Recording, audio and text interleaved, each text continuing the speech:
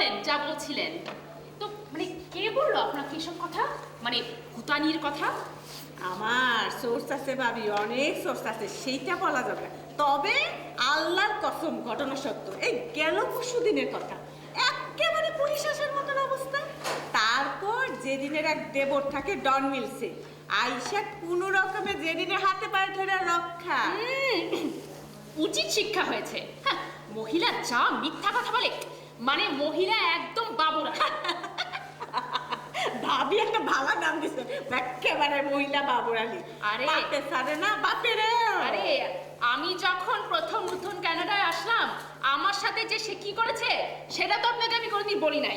বলেন নাই তো ভাবি, বলেন নাই আপনি। তাহলে শোনেন, তো আমি তখন কানাডায় প্রথম নতুন এসেছি, এলিভেটরে মহিলার সাথে প্রায় দেখা হয়। তো তখন আমি নতুন কাজ খুঁজছি। তো একদিন জিজ্ঞেস করলাম, আপা আপনি কোথায় যান? উত্তরে বলে কি জানেন? কি বলে আমি কাজে যাচ্ছি। তো আমরা কোথায় কাজ করেন? তো বলে কি ডাউন টাউনে কোনো এক কোম্পানির আইটি সাপোর্টে কাজ করে। আরে আল্লাহ, ডাহা মিথ্যা কথা। ও তো একটা টিম হোটেলে কাজ করতো, এখন একটা ডলার শপে কাজ করে। আরে শোনেন না মজার ঘটনা। তো আমি একদিন বললাম, আপা আমারও তো আইটি ব্যাকগ্রাউন্ড, আমিও কাজ খুঁজছি, যদি একটু সাহায্য করেন খুব ভালো হবে। ওমা উত্তরে বলে এসব কোনো ব্যাপারই না বলে ওনার জন্য, উনি এরকম অনেক বাঙালিকে কাজ দিয়েছে, ওনার বলে সব কানেকশন ম্যানেজার লেভেলে। আপনি আমাকে শুধু বললো যে আমাকে রেজিউমেটা দিয়ে দিন, আমি সব ঠিক ব্যবস্থা করে দেবো। তো আমি তো মহা খুশি হয়ে ওনাকে আমার রেজিউমেটা দিয়ে দিলাম। তারপর কি করলো? তারপর আর কি, একদিন বলে জেনারেল ম্যানেজার কাজে, একদিন বলে কাজে কোনো ভ্যাকেন্সি নেই, একদিন বলে সবাইকে লে অফ দিয়ে দিয়েছে, ইত্যাদি ইত্যাদি। তো একদিন একটা কাজের রেফারেন্সে যে কলেজ স্ট্রিটে যে টিম হোটেলস আছে, ইয়াং অ্যান্ড কলেজ, ওখানে গেলাম। ও আমা গিয়ে দেখি কি জানেন, ওই মহিলা বাবরালি আপনাদের জেনে, ওই মহিলা ওখানেই কাজ করে। আরে আপনি দেখে দৌড়ে পলাইলো না? আরে সাধে কি আমি উনার নাম রেখেছি মহিলা বাবরালি? হ্যাঁ, আমাকে দেখে এক কান পর্যন্ত হাসি দিয়ে বলে যে ওদের কোম্পানি থেকে নাকি 12 জনকে লে অফ দিয়ে দিয়েছে 1 বছরের স্যালারি দিয়ে। তো এখন তো ওনার কিছু করার নেই, এই টিম হোটেলসের ম্যানেজার বলে আবার উনার খুব ঘনিষ্ঠ বন্ধু। তো কাজের কাজও হলো, দুটা পয়সা আয়ও হলো, আবার সময় কাটলো। বোঝেন এই মহিলা কত বড় চিজ। শোনেন ভাবি, ওর এইরকম অনেক কাহিনী আছে, সারা রাতে বইলেও শেষ করা যাবে না। আর ভদ্রলোক বা কিরকম, মেয়ে মানুষের গায়ে হাত তোলে, কাপুরুষ কোথাকার। আরে ভদ্রলোক বললেন না ভাবি, ওই লোক দেখছেন কখনো? ওই লোকের চোখ দেখছে? ওই লোকে চোখ হাসে, যে সমস্ত পুরুষের চোখ হাসে তারা খুব বদমাইশ হয়। এই আমাদের মতন সুন্দর মাইয়া মানুষ দেখলে না। ও আমার হাজবেন্ড কোথায় এসে পড়েছে?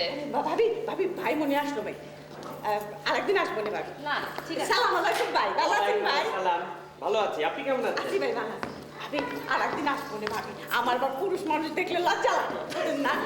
আরে বসেন না, ও আপনি না হয় ঘোমটা দিয়ে বসেন, ও কিছু মাইন্ড করবে না। না রে ভাবি, আরেকদিন আসবো না, আজকে আসি। আরে বসেন না, ভালোই তো গল্প জমছিল। হ্যাঁ, আরেকদিন এসে সারাদিন বসে বসে গল্প করবো না, যেদিন ভাই না থাকে। আরে আসবেন তো তাহলে, হ্যাঁ। গল্প কিন্তু রয়ে গেল। জেরি আছে, হ্যাঁ হ্যাঁ জেরি। ভাই আসি ভাই, সালাম আলাইকুম ভাই, আবার দেখা হবে। আচ্ছা ঠিক আছে। আচ্ছা ভাবি। আমার তো ব্যবসা নিতে ভুলে গেছি। আরেকদিন দেখা হবো দাদা। হ্যাঁ আচ্ছা দেখা হবে।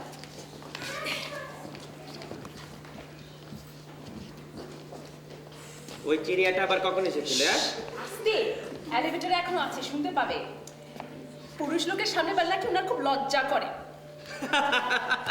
পুরুষ মানুষের সামনে যেতে লজ্জা করে ব্যাপারখানা। ওই স্যার সরেন্তমা বাজারে যাবে ওই রকমের আর কি।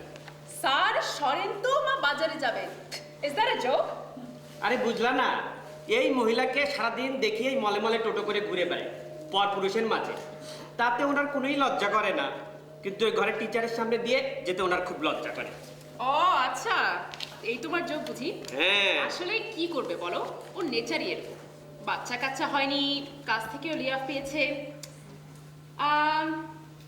একটু এদিকে আসো তো, এদিকে আসো, একটা জিনিস দেখো, এদিকে আসো। কি কি দেখবে? আমার দিকে একটু ভালো করে তাকাও তো। কেন তোমার দিকে তাকাতে হবে কেন? আরে তুমি তো যেমন সুন্দরী ছিলে তেমন সুন্দরীই আছো, তোমার রূপের কি আবার ঘাটতি হলো নাকি? কি যে বলো। তাকাবি কি তাকাবে না, জাস্ট একটা মিনিট ভাবে একটু আমাকে তাকাও। তুমি যখন বলেছো, আচ্ছা তাকালাম সুন্দরী, মাই ওয়ান পিস। আচ্ছা ঠিক আছে। এই কি দেখলে বলো না। না বলবো না। এরকম করছো কেন বলো।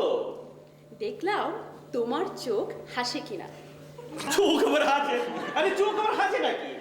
কি যে বলো, কিছুই বুঝতে পারি না। আপনাকে তো বুঝতে হবে না। খিদে পেয়েছে?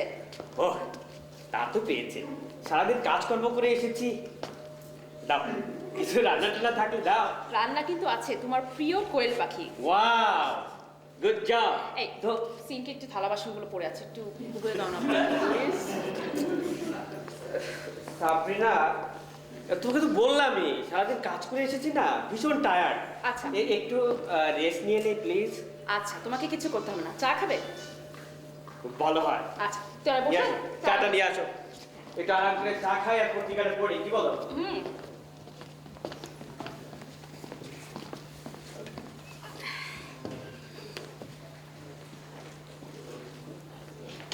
কি সমস্ত খবর। আজ সকালে মার সাথে ফোনে কথা হলো। কেমন আছে সবাই? ভালো। মা ওই জমিটার কথা তুলে ধরেছিল। কি জমি? কিসের জমি? সাভারেরটা। ছোট মামার মালিক হলে গিয়ে ছোট মামার ঘনিষ্ঠ বন্ধু। ভদ্রলোকের ছেলে অস্ট্রিয়া যাবে, মা ঠিক বলতে পারলো না। এই মুহূর্তে 4 লাখ টাকা দিলেও চলবে, বাকি টাকা 1 বছর পরে দিলেও হয়ে যাবে। আরে তোমার মাথাটা ঠিক আছে নাকি? 4 লাখ টাকা কোথা থেকে দিব বলো? ধানমন্ডির ফ্ল্যাটটার পেমেন্ট এখনো কমপ্লিট হয় না। এখানে মাস গেলে মর্গেজের টাকা গুনতে হয়, ক্রেডিট কার্ডের বিল, এই গাড়ির বিল, সব কিছু দিতে দিতে তো শেষ। আমাদের জন্য এগুলো টু মাছ হয়ে যাচ্ছে না?